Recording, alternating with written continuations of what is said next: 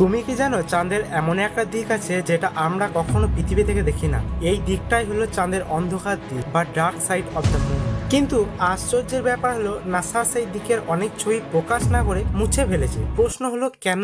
স্বাগত আমার তথ্যের আলো ইউটিউব চ্যানেলে, সাথে আমি অর্পণ। 1968 সালে যখন অ্যাপোলো মিশনগুলো চাঁদের চারপাশ ঘুরে ছবি তুলছিল, তখন ছবিতে দেখা যায় অদ্ভুত ছায়া, অচেনা স্থাপনা আর কিছু এমন আকৃতি যা দেখতে একেবারে কৃত্রিম।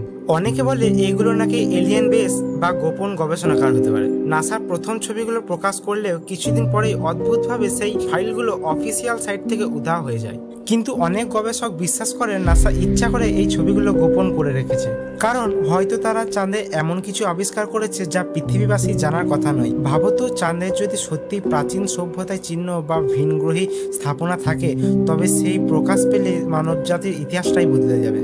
নাসা কি লুকাচ্ছে আমাদের কাছে থেকে?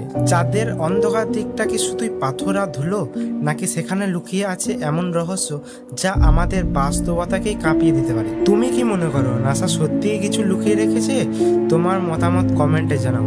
আর এমন মহাকাশ ও রহস্যময় ভিডিও পাওয়ার জন্য চ্যানেলটি সাবস্ক্রাইব করে পাশে থাকো।